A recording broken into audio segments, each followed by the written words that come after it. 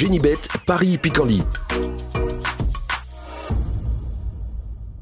En ce moment, profitez de 250 € de bonus de bienvenue.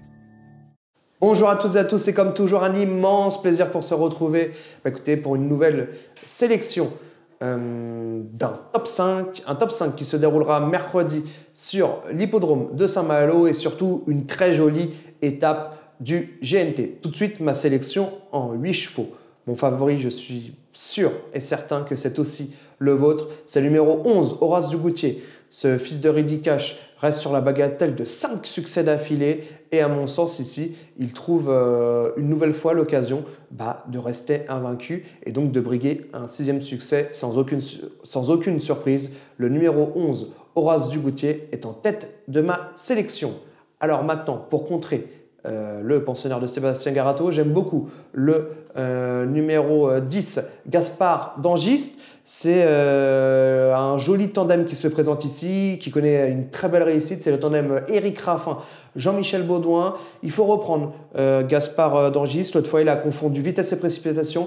Il revient ici sur une distance beaucoup plus à sa convenance. Donc, avant le coup, il me décevrait énormément ici en ne luttant pas pour le succès. Mais de base, vous l'aurez compris, le numéro 11, Horace Dugoutier, et le numéro 10, Gaspard d'Angis. Ma troisième base sera le numéro 12, Gamay de Liton. Il vient d'effectuer une rentrée sur l'herbe. Il avait besoin de cette course. Ne l'oublions pas. Avant cette rentrée, il restait tout de même sur la bagatelle de 2 succès d'affilée sur la cendrée parisienne. Ici, associé à François Le Gadec, il me décevrait énormément en ne luttant pas sur le succès. En tout cas, ça semble être, avant le coup, il semble détenir la 3e chance théorique de cette épreuve. Je vous récapitule mes 3 bases. Le numéro 11, Horace Dugoutier. Le numéro 10, Gaspard d'Angis. Ainsi que le numéro 12, Gamay de Liton. Tout de suite, mes chances régulières. Écoutez, s'il y a une déception dans nos bases, on comptera sur nos chances régulières. J'aime beaucoup le numéro 1, Galacté de Chénu. Il revient ici sur une distance plus à sa convenance. L'autre fois, la piste était, à mon sens, très spongieuse du côté d'Anguin, donc limite inondée. Il n'a pas du tout aimé ça. Une distance, je trouve, pas faite pour ce cheval. Certes, à l'époque, il avait bien couru sur cette distance, mais à mon sens, c'est sur une course qu'on lui a donnée pour préparer cette étape du GNT, puisque tout de même, ce numéro 1, Galacté de Chénu, est confié au fils de Jean-Michel Baudouin. Le smiley vert est de sortie, comme pour le numéro 10, Gaspard d'Angis, son compagnon d'entraînement. Donc, qui sait, nous allons assister à une lutte entre les 2 pensionnaires de Jean-Michel Baudouin. Derrière, Galacté de Chénu, j'aime beaucoup le numéro 9, Fanatic Flash, qu'il faut à tout prix reprendre. Il a été ô combien malheureux lors de sa dernière course sur l'hippodrome d'Anguin, puisque lors de l'emballage final, il s'est malheureusement tapé un peu avec un adversaire à ses côtés et ça a complètement stoppé le cheval dans sa progression, puisqu'il finissait dans une très belle action. Donc, ne le condamnez pas sur sa dernière sortie. Il va bien se plaire sur le tracé malouin. Et à mon sens, Fanatic Flash détient une très belle chance ici pour prendre une très bonne place. Le numéro 8, Galéic du Rocher. La forme de l'entraînement de Franck Leblanc, associé à un driver ô combien en forme, Benjamin Rochard, qui réalise une magnifique année. C'est l'homme actuellement un peu du top 5. Il fait à peu près toutes les arrivées du top 5, voire en remporte. Donc écoutez, attention à ce numéro 8, Galéic du Rocher, plutôt pour une 4e, 5e place. Mais qui sait, Benjamin Rochard pourrait bien ici le sublimer et réussir à acquérir une place sur le podium de cette épreuve. Tout de suite, place à mes outsiders. 12 outsiders, le numéro 7, Gaïa d'Ocagne. Alors, beaucoup de personnes vont dire qu'elle effectue une longue rentrée, mais attention, c'est une jument qui rentre très bien sur sa fraîcheur, associée à Anthony Dolion pour la première fois. Donc, c'est un tandem qui, dès le début, pourrait bien ici s'illustrer. Et puis, attention, surtout, c'est la première fois qu'elle est plaquée. Donc, Gaïa d'Ocagne pourrait bien créer une petite surprise à l'arrivée de cette étape du GNT.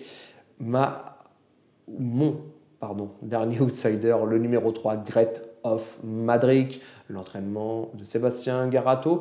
Il a mieux couru que ne l'indique son dernier classement. C'était à Anguin.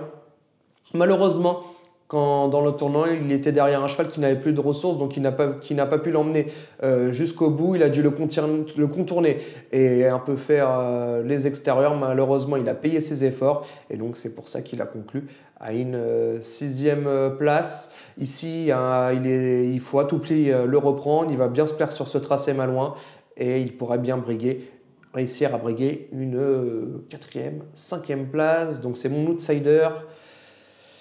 S'il venait à avoir un nom partant, je vous invite à mettre dans vos tickets le numéro 5, Alicia Bella, la pensionnaire de l'écurie Jean-Paul Marmion. Une petite info, malheureusement, les pensionnaires de Jean-Paul Marmion ont été très malades. Il y a eu un virus dans son écurie, donc ils vont revenir petit à petit en forme.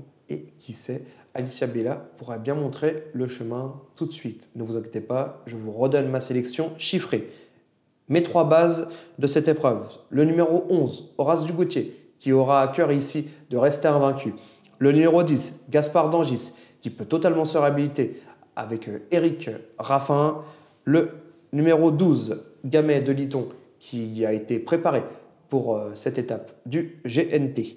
Mes chances régulières. Le numéro 1, Galité de Chénu, qui sera beaucoup mieux sur cette distance. Le numéro 9, Fanatic Flash, qu'il faut à tout prix reprendre et accorder notre confiance. Le numéro 8, Gali Crochet, qui est ô combien compétitif pour une petite place. Mes outsiders, Gaïa Dokan, qui pourrait afficher une très belle cote à l'arrivée de ce top 5. Et le numéro 3, Kratov Madrik, qui essaiera de faire au mieux pour briguer une petite 5e place pour ma part. Je ne le vois pas mieux. Écoutez, je vous remercie de votre fidélité. Merci à notre partenaire Genibet, mais attention les amis, ce n'est pas fini, puisque tout de suite, comme vous le savez, et c'est la forme, c'est mes coups de cœur. En ce moment, profitez de 250 € de bonus de bienvenue. Allez, tout de suite mes coups de cœur. On va aller à Saint-Malo, hein, bien entendu, très chers amis. Le 208, Julie Duclos, très régulière. La drive de son entraîneur, un entraîneur que je trouve très très adroit, c'est Arnaud Desmottes. Moi, en tout cas, j'adore Julie Duclos. Je serais très déçu si elle ne venait pas ici à lutter pour le succès. Mon deuxième choix sera le 307, Hermès Express, qui reste sur un succès tonitruant du côté de Cabourg. Et si son entraîneur fait appel à Éric Raffin, le cheval reste sur 2 succès. Et à mon sens, il peut réaliser la passe de 3. Mon troisième choix sera, sans aucune surprise, le 511 Greg Davaroche. Sa dernière sortie sur cette piste s'était soldée sur un succès. Il s'était imposé et associé à Éric Raffin. À mon sens, il ne va pas être loin de la vérité. Je vous remercie une nouvelle fois de votre fidélité. Je remercie notre partenaire Genibet. Et puis à bientôt pour un nouvel épisode de Direct Course. Prenez bien soin de vous et à plus tard. Genibet, Paris Hippiquant-Ly. En ce moment, profitez de 250 € de bonus de bienvenue.